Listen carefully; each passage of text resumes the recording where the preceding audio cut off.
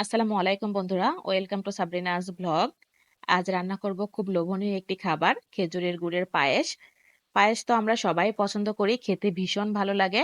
আর যদি হয় খেজুরের গুড়ের পায়েস, তাহলে তার কোনো কথাই নাই। এটার স্বাদ অনেক বেশি। তো আজকে আমি খুব সহজে এটা রান্না করে দেখাবো। পায়েস রান্না করার জন্য আমি এখানে নিয়েছি 2 কেজি গরুর খাঁটি দুধ। তবে বাজারের কেনা যে কোনো লিকুইড দুধ দিয়ে এটা রান্না করা যাবে, বা পাউডার দুধ দিয়েও কিন্তু পায়েসটা রান্না করা যায়। আমি দিয়ে দিব দারুচিনি, এলাচ আর তেজপাতা। তবে কিছুক্ষণ পরেই আমি দারুচিনি আর এলাচটা ফেলে দিব। দুধটা ফুটিয়ে নিব। দুধ ফুটে গিয়েছে, এই মুহূর্তে আমি অ্যাড করে দিব পোলাওর চাল।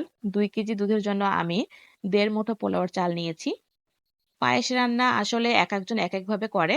কেউ যখন দুধটা বসায় তখন সাথে সাথে পোলাওর চালটা দিয়ে দেয়, বা অনেকেই দুধটা ফুটে গেলে দেয়, বা আমি অনেককে রান্না করতে দেখেছি যে চালটা আগে পানি দিয়ে সিদ্ধ করে নেয়, তারপরে দুধ দেয়।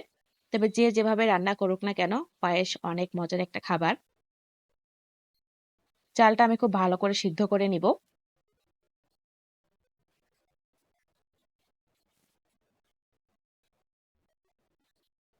আমি যে দারুচিনি আর এলাচ দিয়েছিলাম সেটা আমি এখন বেছে ফেলে দিব।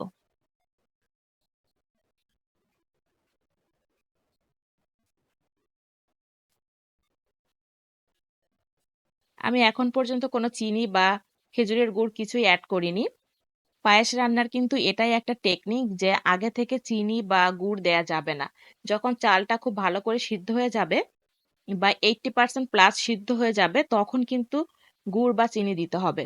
যদি আগে থেকেই কেউ গুড় বা চিনি দিয়ে দেয়, তাহলে কিন্তু এই পায়েসের চালটা কখনোই সিদ্ধ হবে না আর খাওয়া যাবে না। আমি এখন গুড় অ্যাড করে দিব। আমার চালগুলো খুব ভালো করে সিদ্ধ হয়ে গিয়েছে।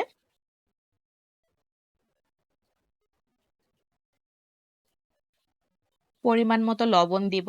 অনেকে পায়েসে লবণ দেয় না, তবে আমার মনে হয় একটু দিলে খুব ভালো লাগে খেতে। আপনারা আপনাদের পছন্দ মতো দিবেন। এবার অনবরত নাড়তে হবে, না হলে নিচে লেগে যাবে।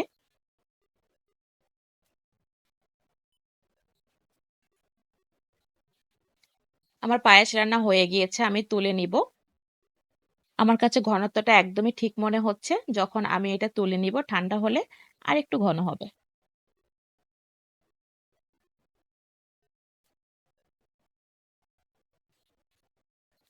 বন্ধুরা, আমার খেজুরের গুড়ের পায়েস একেবারেই রেডি। আপনারা দেখলেন আমি কত সহজে এটা রান্না করলাম। পায়েস রান্না খুবই সহজ, শুধুমাত্র চিনি বা গুড়টা দিতে হবে চালটা সিদ্ধ হওয়ার পরে। আশা করছি রেসিপিটা ভালো লেগেছে। যদি ভালো লেগে থাকে তাহলে অবশ্যই ভিডিওটিতে একটি লাইক দিবেন, কমেন্ট করবেন, আমার সাথে থাকবেন। আজকের মতো এ পর্যন্তই। দেখা হবে পরবর্তীতে নতুন কোনো ভিডিওতে। সবাই ভালো থাকবেন, সুস্থ থাকবেন। আসসালামু আলাইকুম।